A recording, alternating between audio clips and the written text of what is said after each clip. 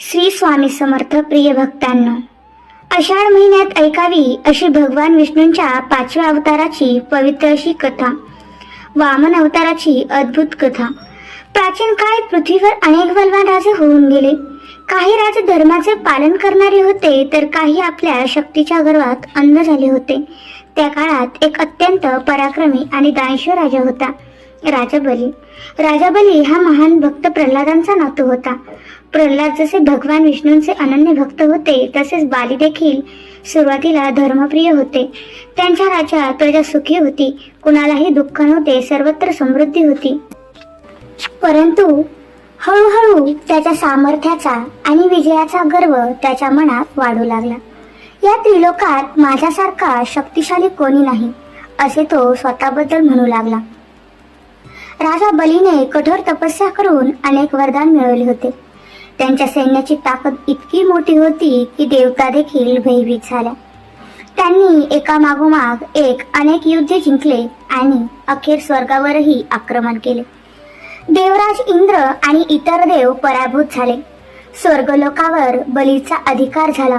देवता निराश झाल्या. त्यांच्या तेजात कमीपणा आला. सर्वत्र असुरांचे साम्राज्य पसरले. देवता चिंतेत पडल्या.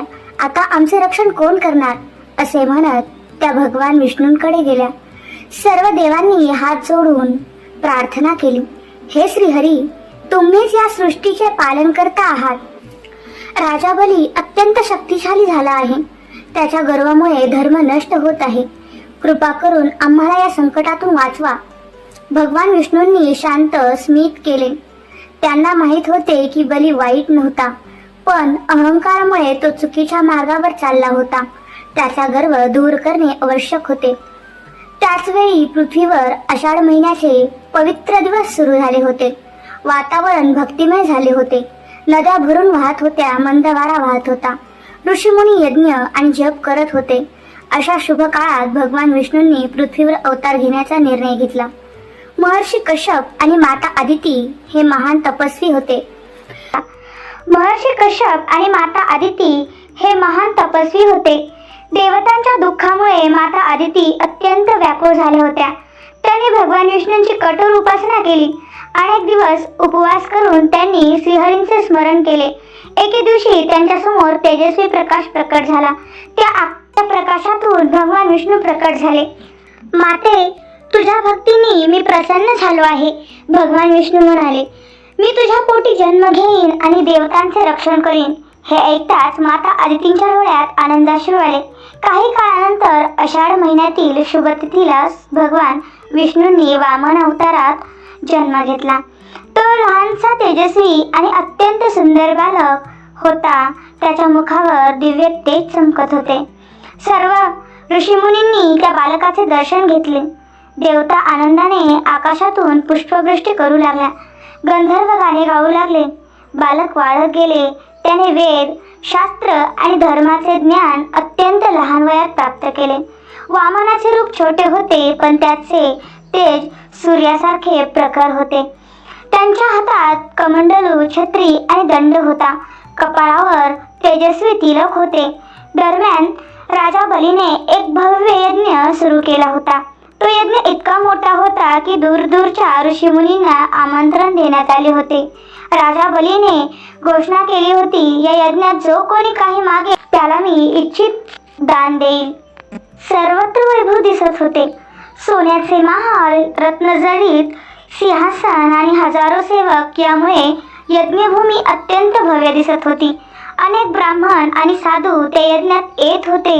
राजा बली प्रत्येकाला आदराने दान देत होता. तेवढ्यात त्या यज्ञभूमीकडे एक तेजस्वी ब्राह्मण बालक चालत येताना दिसला. तो होता भगवान विष्णूंचा वामन अवतार. त्याचे तेज पाहून सर्वजण थक्क झाले. यज्ञभूमीत अचानक शांतता पसरली.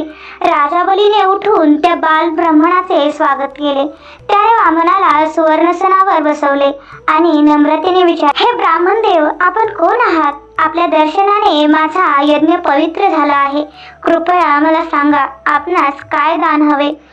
वामन हसले आणि शांत स्वरात म्हणाले, राजन, मला काही मोठे नको, फक्त 3 पावलांनी मोजता येईल एवढी भूमी द्या. हे ऐकताच सभेत कुजबूज सुरू झाली.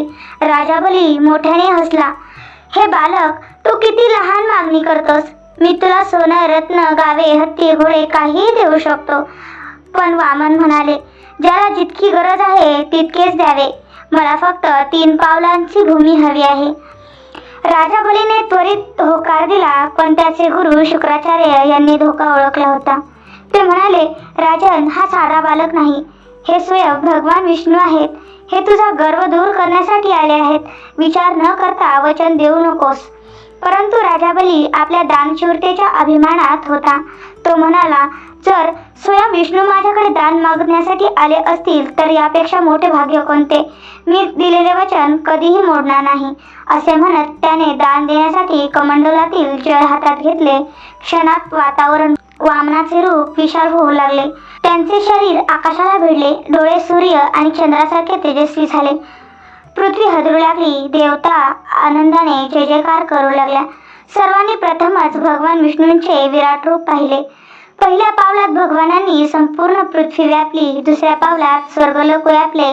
आता तिसरे पाऊल ठेवण्यासाठी जागाच उरली नव्हती. भगवानांनी गंभीर स्वरात विचारले, राजा बली, आता सांग, माझे तिसरे पाऊल कुठे ठेवू. त्या क्षणी बलीचा गर्व पूर्णपणे नष्ट झाला. त्याला समजले की या सृष्टीत सर्वात मोठा कोणी असेल तर तो फक्त भगवान विष्णू आहेत. आता बलीने नम्रतेने आपले मस्तक खाली केले आणि म्हणाले, प्रभू, माझ्याकडे आता काहीच उरले नाही. कृपा करून तुमचे तिसरे पाऊल माझ्या मस्तकावर ठेवा. भगवान विष्णू प्रसन्न झाले. त्यांनी बलीच्या डोक्यावर पाऊल ठेवले.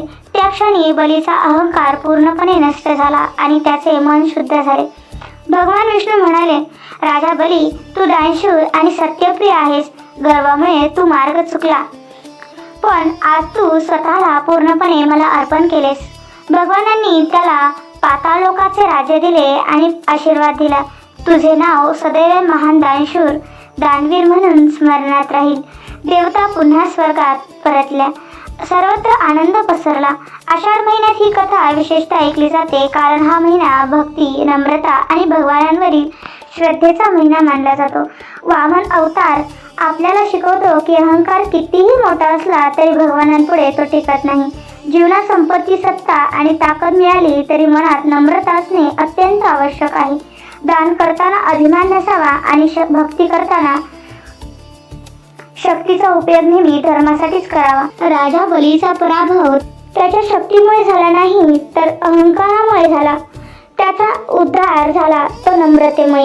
म्हणूनच आजही भक्त आषाढ महिन्यात भगवान विष्णूंच्या वामन अवताराची कथा श्रद्धेने ऐकतात. ही कथा मनातील गर्व दूर करते, भक्ती वाढवते आणि जीवनात नम्रतेने महत्त्व शिकवते. श्री वामन भगवते की जय. श्री हरी नारायणाय. तुम्हाला ही कथा आवडली असेल तर कमेंटमध्ये जय श्री नारायण नक्की लिहा. नारायणावरची तुमची श्रद्धा नक्की व्यक्त करा. कथा आवडली असेल तर नक्की लाईक करा, शेअर करा आणि अशाच नवनवीन व्हिडिओसाठी आपल्या चॅनलला नक्की सबस्क्राईब करा. भेटूया अशाच नवीन व्हिडिओसोबत. तोपर्यंत स्वामी तुमचे सदैव रक्षण करो. श्री स्वामी समर्थ.